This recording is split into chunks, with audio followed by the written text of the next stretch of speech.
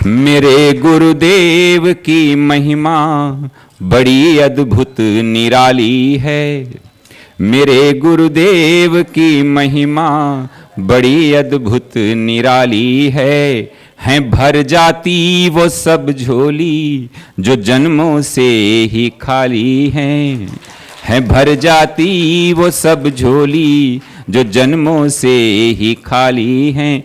यहाँ तम की नहीं सत्ता, यहाँ हर दिन दिवाली है।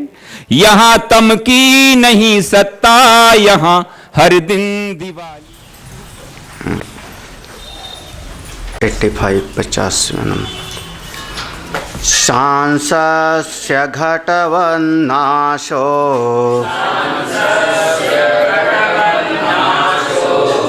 भवत्येव तथा सति कृतनाशा कृताभ्यागम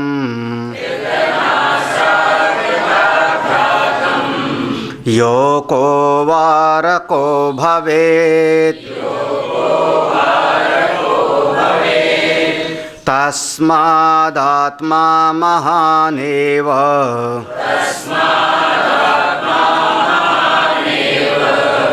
नैवाणुर्नापि मध्यमः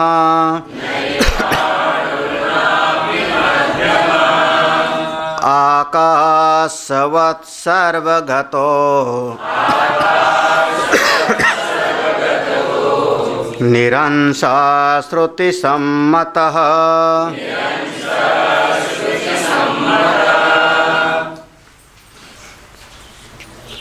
पहला विषय लिया इस प्रसंग में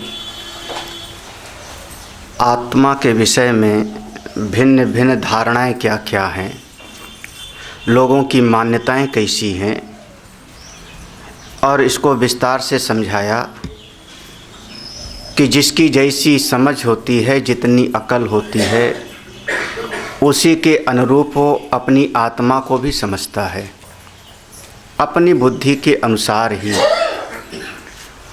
अब किसी की बहुत सारा शरीर पर ही बुद्धि टिकी हुई है, शरीर ही सब कुछ है उसके लिए, खाओ पियो नहाओ, तो वो कहता है शरीर ही आत्मा है, क्योंकि उसकी दृष्टि देहात्म बुद्धि पर बहुत ज़्यादा चिपकी हुई है, वो आगे की सोच भी नहीं सकता।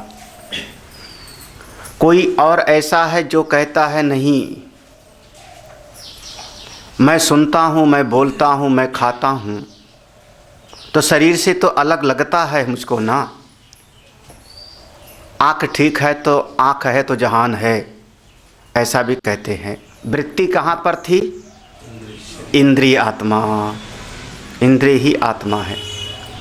तीसरे लोग ऐसे हैं जो कहते हैं महाराज मन सुखी तो सब सुखी, मन सुखी तो सब सुखी, उनके लिए मन ही सब कुछ है। हाँ, अरे मन को ही जरा सा भाव में और बदल लो, जरा सा। मन और दिल में ज़्यादा फर्क नहीं है। जब दिल ही टूट गया तो हम जी के क्या। ऐसे लोग क्या कहते हैं? मन ही आत्मा है। दिल उल नहीं टूटता, मन टूटता है। दिल टूट जावे तो अपने आप ही मर जावे, डॉक्टर कह देंगे ले जाओ इसको। अच्छा, दिल टूट जाएगा तो फिर कौन रखेगा घर पे? कहेंगे ले चलो ले चलो। हाँ, मन टूट गया बस, अब मन ना कहो तो उन्होंने वो कह दिया। उनके लिए मन ही आत्मा है। थोड़ा पढ़ लिख लिया, 2-4 किताबों को थोड़ा अपने भीतर समझा, कुछ बुद्धि जगी, हर चीज़ में ऐसा ये, किसी की बात को भी काट सकता हूँ। उसने कहा ज्ञान की बड़ी कीमत है महाराज। इस ज्ञान के विद्वान सर्वत्र पूज्यते, स्वगृहे पूज्यते मूर्ख। तो स्वगृहे पूज्यते मूर्ख, स्वग्रामे पूज्यते प्रभु, और स्वदेशे पूज्यते राजा। स्वदेशे पूज्यते राजा, विद्वान सर्वत्र पूज्यते। जिसकी बुद्धि में ज्ञान है उसकी सर्वत्र उसका ध्यान किया जाता है। तो बुद्धि में जो ज्ञान है उसी की तो कीमत है महाराज। तो ये ज्ञान ही आत्मा है, विज्ञान ही आत्मा है। देखो कितने विचार हो गए। हाँ, कितने विचार हो गए। शरीर आत्मा, इंद्रिय आत्मा, मन आत्मा, विज्ञान आत्मा। इतने सारे विचार आ गए। हाँ, इसमें अच्छा एक और था, योगियों के लिए तो प्राण से अलावा कुछ दिखाइए नहीं पड़ता उनको, बस प्राण, कपालभाति करो, भस्त्रिका करो, सब लोग करते होंगे, प्राण सही हो जावे साहब। तो इन शरीर आत्मा, इंद्री आत्मा, तीसरे ने कहा प्राण आत्मा, चौथे ने कहा मन आत्मा, किसी ने कहा बुद्धि का ज्ञान आत्मा। इतने विचार आ गए सामने।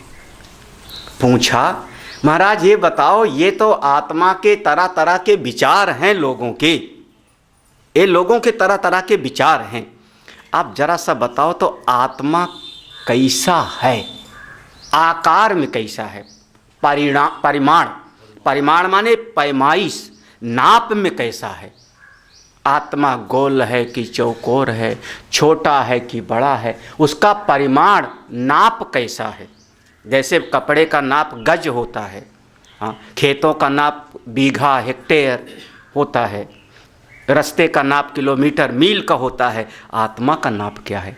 आपका शरीर भी नापा होगा, 5 फुट कितने इंची चलिए तो अच्छा, लंबाई की पैमाइश ऐसे, अच्छा वजन का पैमाना इतने किलोग्राम, इतने ग्राम।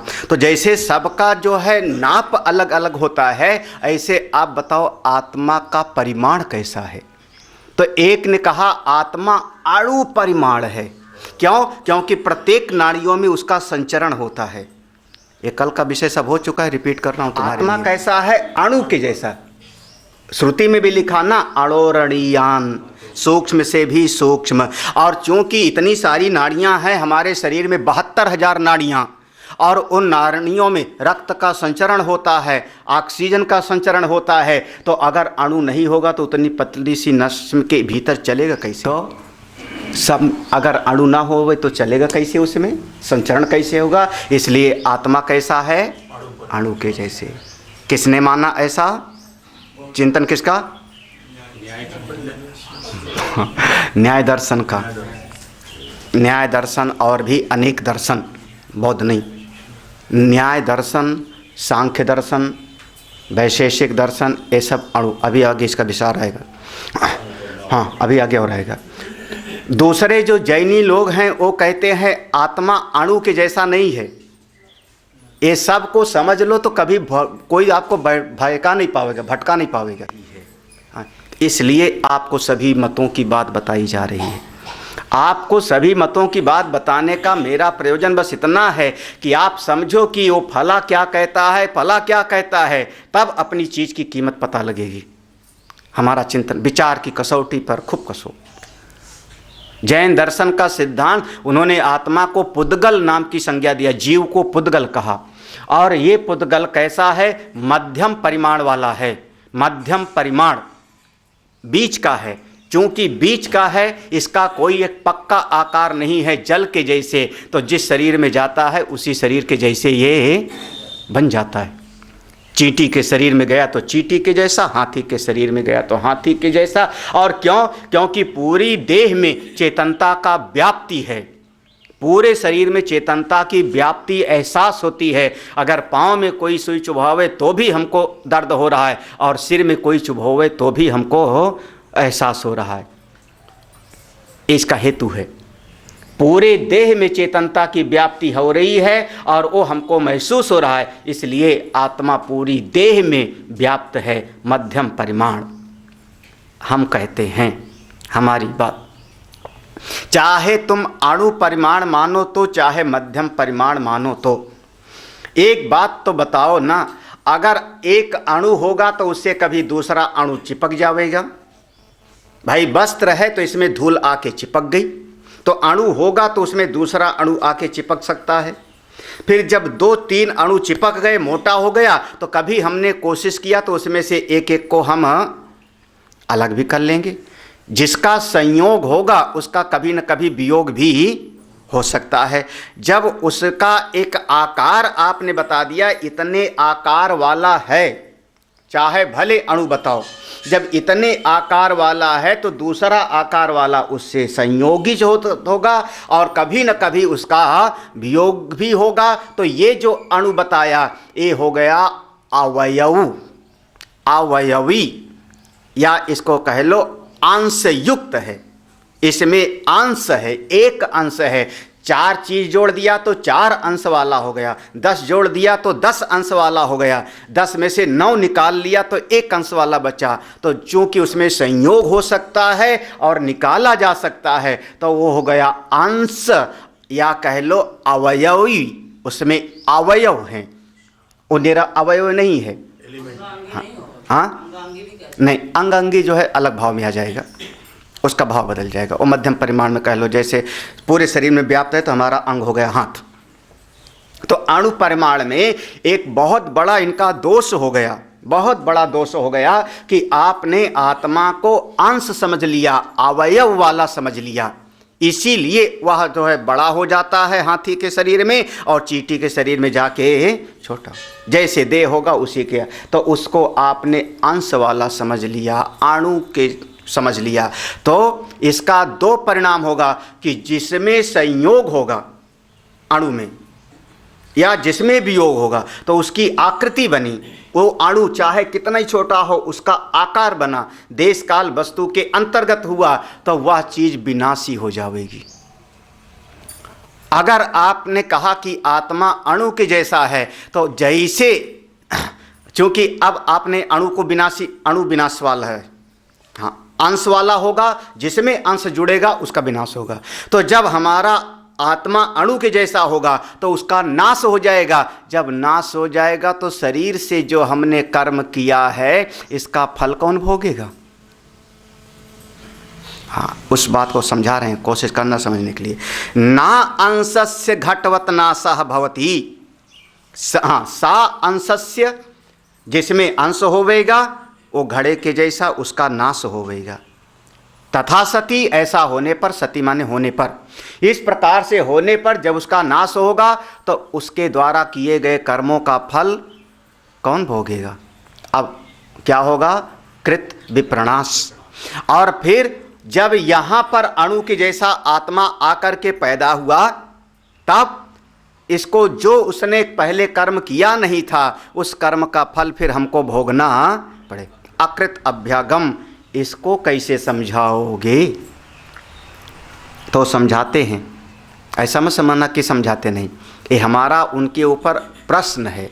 किसके ऊपर? जिन्होंने आत्मा को अणु कहा, उन पर हमने आक्षेप किया कि जब आपकी आत्मा अणु के जैसे है तो वो अंश वाला हो गया, संयोग वियोग उसमें होवेगा, संयोग वियोग जब होवेगा तो वो नष्ट हो जाएगा। नष्ट हो जाएगा तो 2 दोष हो जाएगा, कृत विप्रणाश और अकृत अभ्यागम, ये 2 दोष हो जाएगा। अगला श्लोक पढ़ते हैं। हाँ फिर से पढ़ लो इसको। तस्मादात्मा महानेव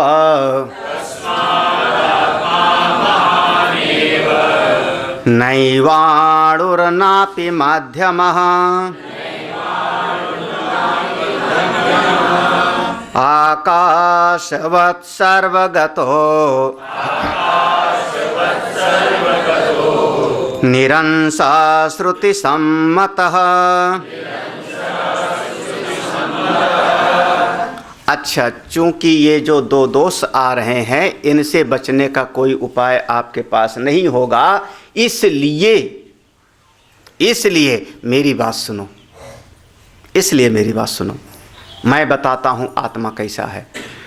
महाराज बताओ कैसा है? तो कहते हैं आत्मा अणु से भी अणु है लेकिन महान से भी महान है। अणोरणीयान महतो महीयान, अणु से भी अणु है और महान से भी ही महान। कैसे? दृष्टांत बताओ। तो हम तुरंत दृष्टांत देंगे आकाशवत। आकाश सूक्ष्म से भी सूक्ष्म है। वहाँ अणु का मतलब अंग वाला नहीं, अंश वाला नहीं। आकाश में दूसरा कोई आकाश जोड़ नहीं सकते हो। आकाश में से कुछ चीज़ जोड़ के और फिर बाद में निकाल लो, ऐसा नहीं हो सकता। अणु में जोड़ा जा सकता है। हाँ, इस लोहे में कोई चीज़ जोड़ी जा सकती है और कोई चीज़ इसमें से निकाली जा सकती है, लेकिन आकाश में ना कुछ जोड़ा जा सकता है और ना ही आकाश से कुछ निकाला जा सकता। आकाश कैसा है? हम कहेंगे वो सूक्ष्म से सूक्ष्म है। और महान से भी महान है। आकाश सूक्ष्म से सूक्ष्म और महान से महान।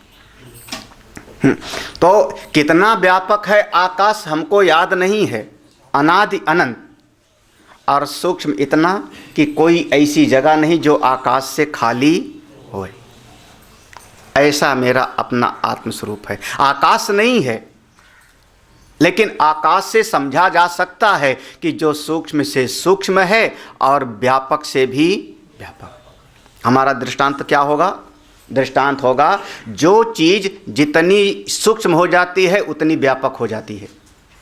बर्फ स्थूल है तो एक जगह पर रखा है टुकड़ा बर्फ का, क्योंकि स्थूल है। अब उसको आप कह सकते हो ये अंश है, बर्फ अंश है, उसमें जोड़ा जा सकता है, उसमें से निकाला जा सकता है। वो एक जगह रखा है।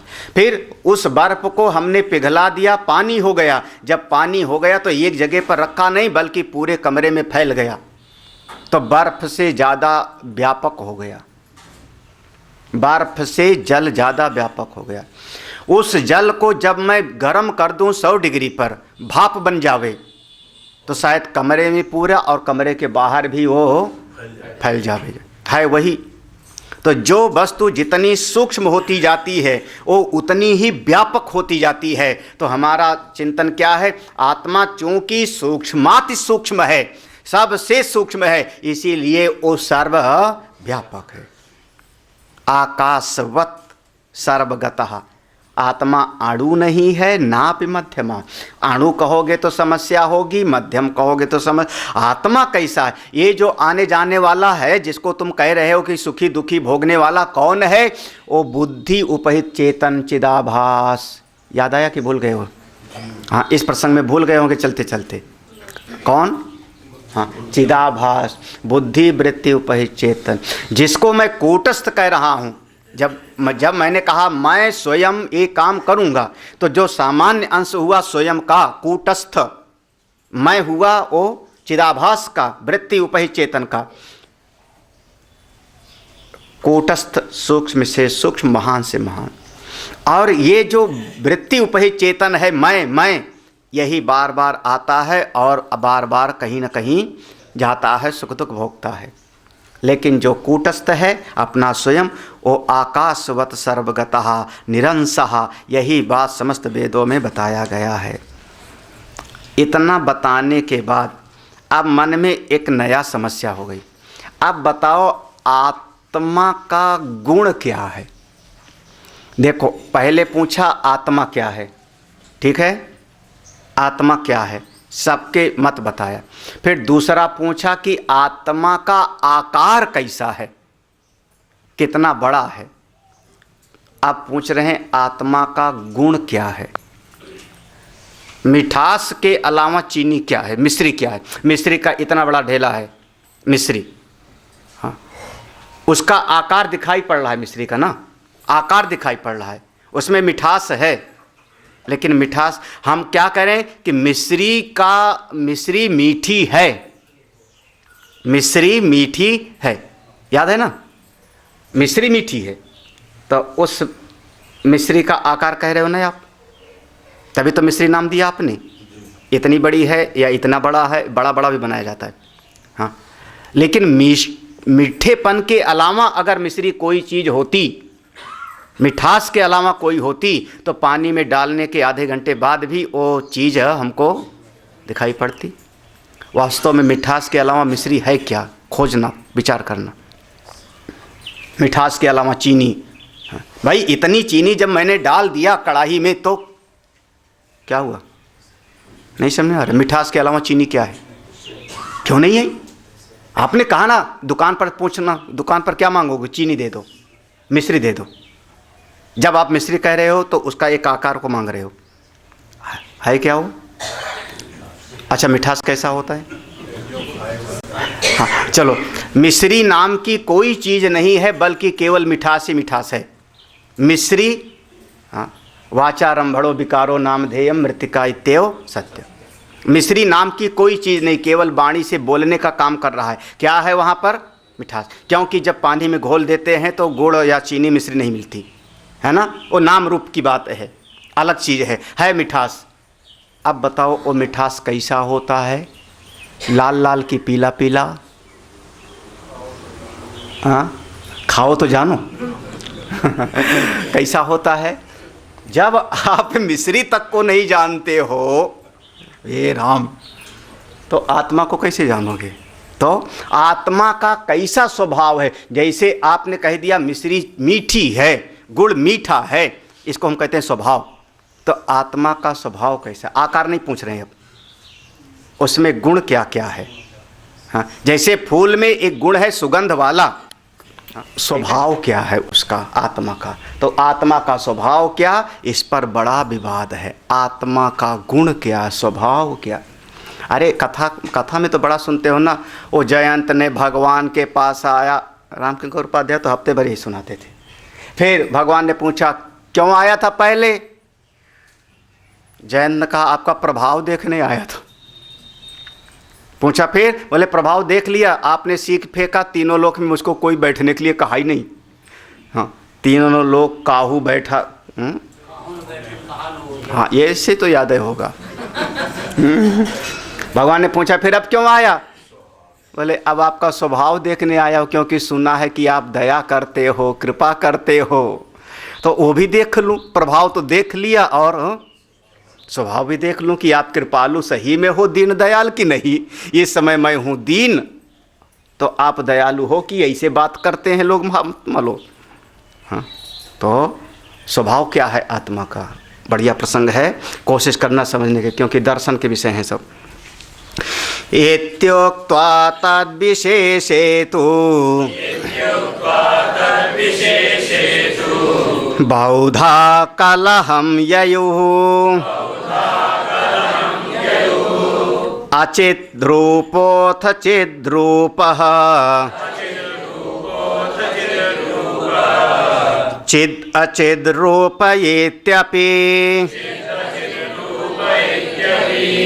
जब हमने आत्मा के बारे में इतना निर्णय कर दिया कि आत्मा क्या क्या लोग समझते हैं, फिर आत्मा कैसे आकार वाला है, तो अब हम ये बता रहे हैं कि आत्मा का स्वभाव कैसा है। इस पर भी लोग बड़ा झगड़ा करते हैं, कलहम ययु, लोग बड़े वाद विवाद करते हैं। क्यों? एक ऐसे मत वाले हैं, खड़े हो जाते हैं डंडा लेके, वो कहते हैं आत्मा जड़ है, अचित रूप। जड़ नहीं कहते, वो जड़ नहीं कहते हैं, ध्यान रखना। अंधकार कहना अलग चीज़ है और प्रकाश का अभाव कहना अलग चीज़ है, दोनों में अलग अलग होगा। तो कहते हैं आत्मा अचित है, जड़ नहीं कहते। हाँ, सरल भाषा में समझ लो कि जो चित नहीं है तो क्या होगा, वो जड़ होगा, लेकिन वो कहते हैं अचित है।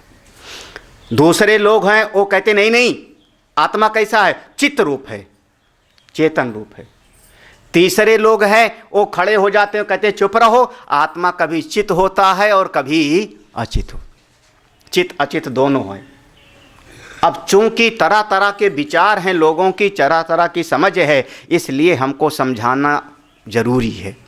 इसलिए आप लोग समझ लो, आत्मा अचित है कि आत्मा चित है, कि आत्मा चित और अचित दोनों क्या है।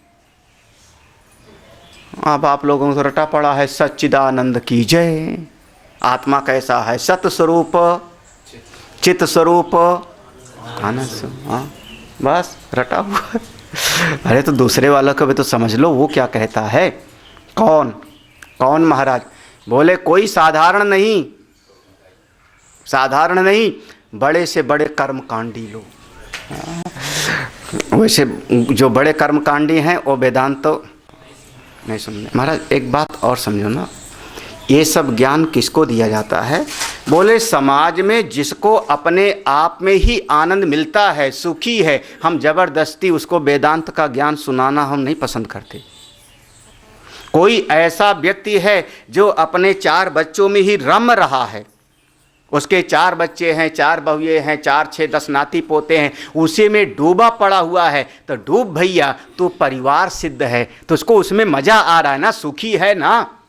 बोले हाँ महाराज बहुत सुखी हूँ, सारे बाल बच्चे सुखी हैं, तो तू परिवार सिद्ध है, फिर तुझको हमारी ज़रूरत नहीं है। हमारी ज़रूरत नहीं, हम काहे के लिए ज़बरदस्ती तुमको ज्ञान दे में। तो उसी में अपना रम रहा है ना। परिवार सिद्ध है, रहो। जब कभी जिज्ञासा जगेगी तब हमें सुनाऊंगा। दूसरा ऐसा है जिसने बहुत सारा परिश्रम करके खूब धन कमा लिया। जब उसके पास बहुत सारा धन हो गया, बहुत सारा उसके पास धन हो गया, तब महाराज जब कभी धन हो जाता है तो कोई बिरला होता है जिसके भीतर विनम्रता भी होती है, बहुत बिरला। विद्या हो जावे तो अभिमान, धन हो जावे तो अभिमान। आप क्या समझ रहे हो? इस जगत में कोई बढ़िया सी चीज़ मिल जाए तो उसका अभिमान। हाँ, इस जगत का स्वरूप ऐसा है। तो इतना ज़्यादा उसको अर्थ मिल गया कि उस अर्थ में ही वो अपने आप को तृप्त समझता है। मेरे पास सब कुछ है, जो मर्जी आएगा खरीद लूँगा, काहे के लिए बाबा वगैरह के पास जाऊँ। तो उनको हम कहते हैं अर्थ सिद्ध, अर्थ में सिद्ध हैं। और चूंकि बहुत ज़्यादा धन है तो हमसे नहीं कथा सुनेंगे, किससे सुनेंगे? जिसका बड़ा नाम हो, रोज़ टीवी पर छाया हो। ज्ञान की क्वालिटी से हमारा लेना देना नहीं है। अरे कम से कम 2-4 छत्र चंवर वाले होंगे तो उसको गुरु बनाऊंगा। अपने लायक ढूंढता है आदमी। हाँ, क्या सुन, ज्ञान वगैरह किनारे। तो अर्थ सिद्ध होता है तो उसमें रमो भैया, खुश रहो, हमारी ज़रूरत तुमको हो नहीं। कुछ लोग ऐसे होते हैं जो अपना कर्म सिद्ध होते हैं, परिवार सिद्ध, अर्थ सिद्ध, कर्म सिद्ध। एक नहीं दर्जनों ऐसे दृष्टांत मैंने देखा है मेरे अनुभव के। भागवत कथा का आयोजन कराया। भागवत कथा के आयोजन में कोई विद्वान पंडित जी को बुला, मान लो किसी अपने विद्वान पंडित जी को, और वो विद्वान पंडित जी खूब पढ़े लिखे, बिल्कुल संध्या बंदन करने वाले, गायत्री जाप करने वाले, पूरा कर्म कांड का अनुष्ठान करने वाले। महाराज जब इतना सब कुछ है, पूरा का पूरा वो अपने कर्म में तल्लीन रहते हैं, वहाँ पर हम गए तो खड़े भी नहीं हुए। हाँ, खड़े भी नहीं हुए, प्रणाम भी नहीं किया, अपना जो है कुछ ना कुछ, ठीक है हम कर्म कांड के लिए आए। क्यों? क्योंकि वो कौन है? हम अपने कर्म में हम दत्तचित्त हैं। हाँ, और ये कौन से महात्मा है जो सिले हुए कपड़े पहन के आ गए? क्योंकि अब चूंकि हमारी दृष्टि क्या है, हमारी दृष्टि क्या, उनकी दृष्टि क्या है कि हम महात्मा को सिले हुए कपड़ा पहनना नहीं चाहिए। ये महात्मा आ गए न जाने कहाँ से भागवत कथा के वक्त सिले हुए कपड़े पहन करके। क्यों? अपने कर्म का, वो कर्म सिद्ध है, अपने कर्म में बिल्कुल तल्लीन है, कर्म सही करते हैं, लेकिन उसका भीतर हो गया अभिमान। ऐसे लोग भी ज्ञान के पात्र नहीं होते, जो अपने आप ऐसे एक नहीं, या कह लो कोई ऐसे हैं जो अपनी बुद्धि सिद्ध हैं, ज्ञान सिद्ध कह लो। ज्ञान सिद्ध कैसे? 4-6 किताब लिख डाला है साहित्य का, हाँ मान लो। और एक कई तो यही इंदिरा नगर वाले उपनिषद का पद्य रेगुलर सत्संग में क्यों नहीं आते? जब तुम ईशावास उपनिषद का पद्य अनुवाद किए, केनोपनिषद का पद्य है ना, तो निरंतर, अरे चलो मेरा नहीं, मैं गया गुजरा हूँ, किसी बढ़िया महात्मा का सुनो तो।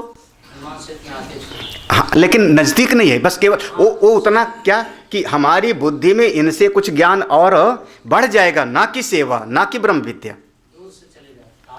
सेवा नहीं, ब्रह्म विद्या नहीं, अपनी बुद्धि के ज्ञान को परिमार्जित करने की बात से आते थे, पुष्ट करने। हाँ, है ना।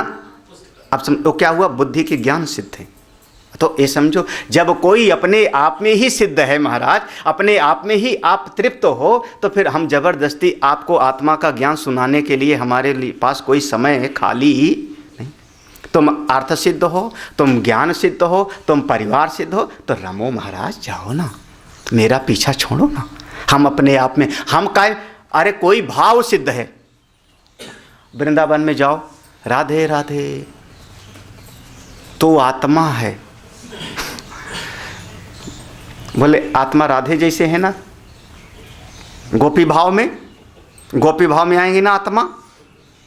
बोले आत्मा सर्वव्यापक है, वो आएंगी नहीं, जाएंगी नहीं। बोले चुप रहो, ये वृंदावन है, कहाँ से आ गया तू वेदांती खटाकाश मठाकाश घटपट करने वाला? वो भाव सिद्ध है। वेदांत की बात नहीं करते थे। वेदांत माने क्या?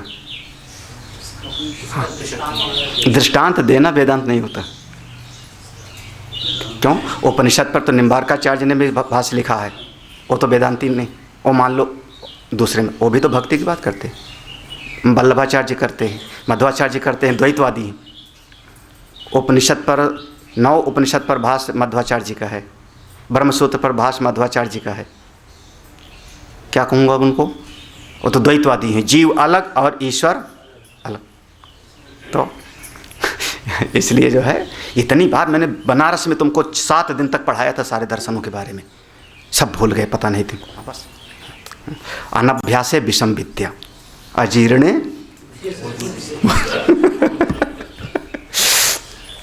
अब कोई भाव सिद्ध है, अपने भाव में रम रहा है। अब मान लो अब मीरा नाच रही हैं और जाओ उनको सुनाने तू ब्रह्म है, अच्छा, तो फिर उसको सुनाने की ज़रूरत नहीं है। अब समझ, ये सब क्वालिटी है। तो हमारे लिए वेदांत का पात्र कौन है? तब आप सुनते हो साधन चतुष्टय संपन्न हो, याद है ना, सम दम उपरति तितिक्षा श्रद्धा समाधान मुमुक्षुत्वम, जिसके भीतर मोक्ष की प्रबल इच्छा हो वो हमारा वेदांत का पात्र है। उसको मैं पढ़ाऊंगा, उसको मैं सुनाऊंगा। इसलिए कई प्रसंग में तो हमको तपोवन महाराज का जैसे ऐसे महापुरुषों का बिल्कुल लगता है। गुरुदेव भी ऐसा मत समझना कि गुरुदेव समाज में जब प्रवचन करते थे तो पूरा ब्रह्म विद्या ही सुनाते थे ना। जब समाज में ज्ञान यज्ञ करते थे तो ब्रह्म विद्या नहीं पढ़ाते थे, वो गीता सुनाते थे, सेवा करो कर्म करो। उपनिषद भी सुनाते थे। उपनिषद उतना सुनाया जाता था जितने में प्रेरणा मिले, उत्साह मिले, आगे पढ़ो। और वही जो प्रवचन कर रहे हैं ज्ञान यज्ञ, उन्हीं ज्ञान यज्ञ में से अगर वहाँ 1000 श्रोता बैठे हैं, उनमें से 2 वहाँ से निकल के बम्बई चले गए कोर्स करने के लिए, सिद्धवाड़ी चले गए, तो गुरुदेव कहते थे मेरा ज्ञान यज्ञ सक्सेस रहा, सुपर सक्सेस रहा। क्यों? क्योंकि उनको प्रेरणा जगी, उत्साह जगा, निकल गए वहाँ से, उस संसार के दावानल से। वो मत समझो कि प्रवचन में गुरुदेव जो है पूरा ब्रह्म विद्या सुनाया करते थे ना, क्योंकि सब उसके लायक। सीधा सा जो परिवार में रम रहा है उसको ये बात जल्दी समझ में, उसी में रम रहा है तो रमो भैया। जो अर्थ सिद्ध है वो सुनना नहीं चाहेगा। जो भाव सिद्ध है, अपन भाव सिद्ध शब्द प्रयोग कर रहे हैं, सिद्ध माने उसी में वो सुखी अपने आप को महसूस कर रहा है, उसी में वो आनंदित महसूस कर रहा है। इसीलिए हम कहते हैं कि जब किसी को दुख दिखाई पड़ता है तब अध्यात्म का प्रारंभ होता है। हाँ, चाहे वो भक्ति देवी हो में रो रही थी, चाहे वो दूसरे महात्मा हो में, चाहे तीसरे महात्मा हो में, जब तक संसार में दुख दिखाई नहीं पड़ता तब तक इसका प्रारंभ नहीं होता। चलिए, कश्चिद उद्विग्न मानसा, कोई ऐसा होता है बिरला। हाँ चलो सुनो, पढ़ो। तो 3 प्रकार के मत हैं आत्मा के स्वभाव के बारे में, ना अब करवाते तो चल जाता। इसीलिए परमेश्वर की हर स्थिति में भगवान जो करते हैं, जैसी परिस्थिति देते हैं, उसमें उनका अनुग्रह देखो ना, क्योंकि हमसे ज़्यादा दूरदृष्टि परमेश्वर की है, व्यापक दृष्टि है। शायद हमारे सामने प्रतिकूल परिस्थिति आई, शायद इसी में मेरा कल्याण होगा, हो सकता है, मे भी हो सकता है इसी में हमारा भला होगा। हो सकता है हमारे परिवार में एक दुर्घटना हो गई, आपको खबर भी नहीं, लेकिन शायद परमेश्वर की इसी में कृपा थी। कभी आप तनावग्रस्त मत हो। सृष्टि की हर घटना में आप ईश्वर का वरदान देख लो तो समझना कि आप भक्त हो।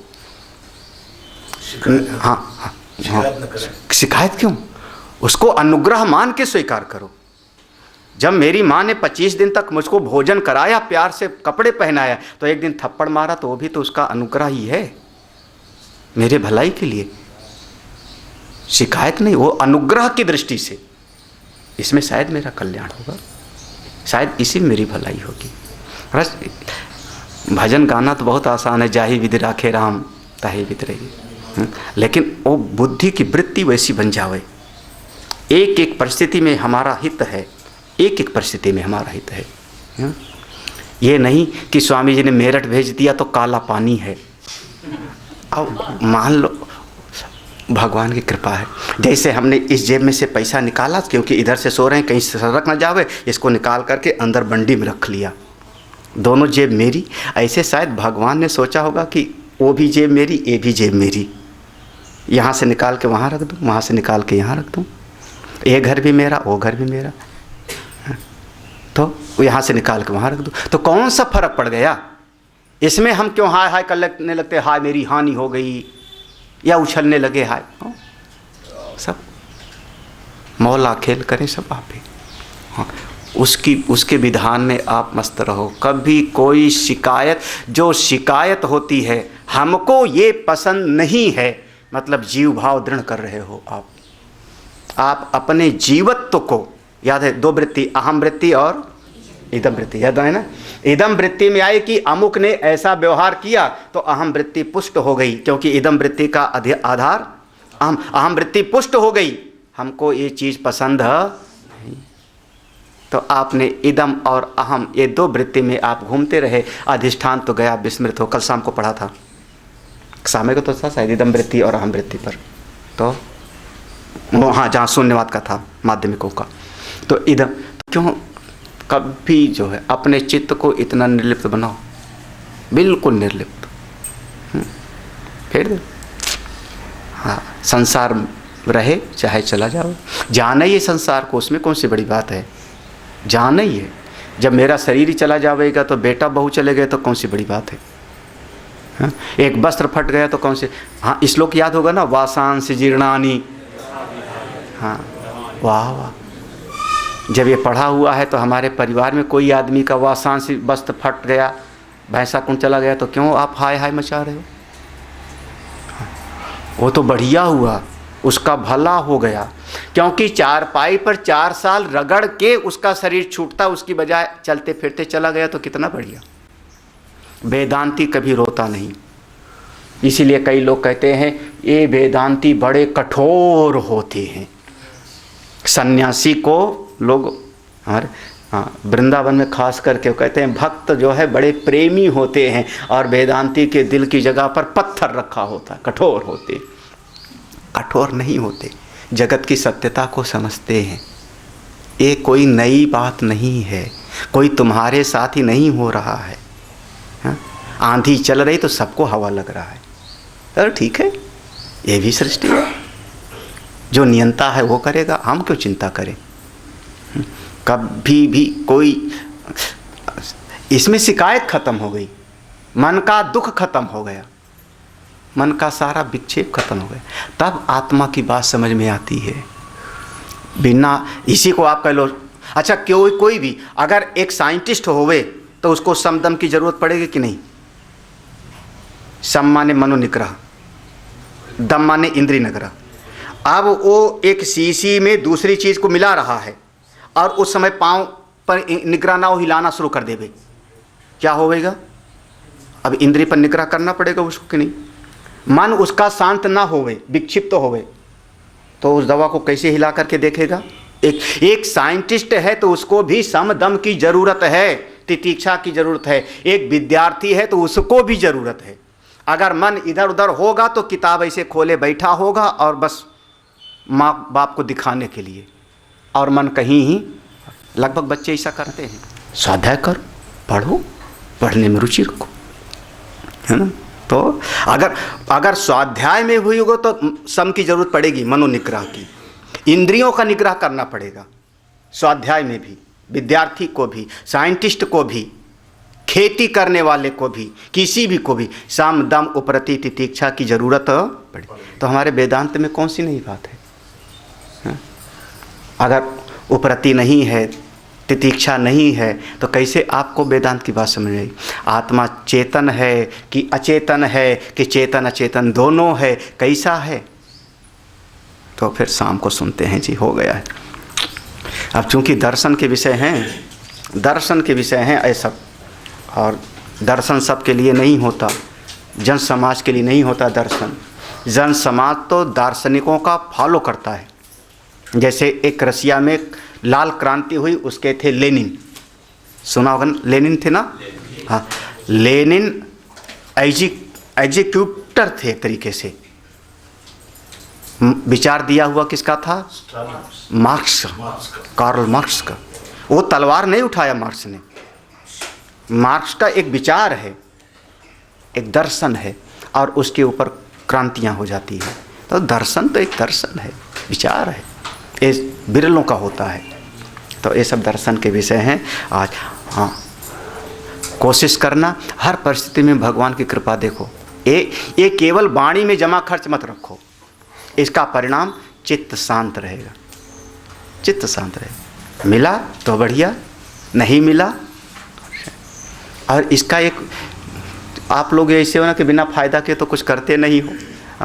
आपका चित्त शांत रहेगा, इतना प्रभु के नियम पर, भगवान की कृपा पर इतना अगर भरोसा होगा तो जो आपकी कल्पना में भी नहीं होगा वो परमात्मा की कृपा से मिलता है। कोई बच्चा अगर घर में उसकी डिमांड कम हो गई, एक बच्चा रोज मांगता रहे 100 रुपया दो, 500 रुपया दो, दूसरा बच्चा है जो कम से कम मांगते ही नहीं। महाराज आप अनुभव करके देखना, जो बच्चा कभी नहीं मांगता उसको आप ज़्यादा दे दोगे, ज़्यादा दे दोगे, उसका तुम ध्यान रखोगे। तो इसलिए हर समय पर शिकायत, डिमांड भगवान से, प्रभो धनम देहि, जन्म देहि, यशम देहि, काहे के लिए मत मांगो, कुछ नहीं। वो बढ़िया है, बहुत बढ़िया है, आपकी कृपा से स्वस्थ शरीर है, ठीक ठाक है, आंख देख रही, कान सुन रहा है, इसी में संतुष्ट है। बहुत है, बहुत है, हजारों से अच्छे हो। हाँ, वहीं मुंशी पुलिया के डिवाइडर पर कोई सोते हैं, बहुत सारे खाना बनाते हैं, सोते हैं, दिन भर काम करते हैं, ट्रक बगल से गुजरते रहते हैं भाव भाव करते हुए, और कई बार चढ़ जाता है डिवाइडर पे, चोट लग जाती है, एक आध तो मर गया था कभी। हाँ, लेकिन उनसे तो मैं अच्छा हूँ, उनसे तो मैं अच्छा हूँ। हे नारायण, कितनी कृपा है तुम्हारी, कितनी कृपा है। हाँ, तो इसलिए कभी भगवान से कभी कोई शिकायत नहीं, अपनी महिमा में रहो। तब जब आपका इतना मन शांत हो जाएगा भगवान की कृपा देख के, भगवान की कृपा, सृष्टि का स्वभाव चाहे जैसे, प्रकृति है, स्वभाव है, भगवान इतना शांत हो जाएगा, तब ये सारी बातें दिल में बैठती चली जाती हैं। आत्मा क्या है, कैसे है। और जब चित्त में ये चाहिए, वो चाहिए, विक्षेप होगा तो ये बात बैठती नहीं। इस ज्ञान की बात को बैठाने के लिए चित्त को खूब शांत चाहिए। हर इच्छा ओम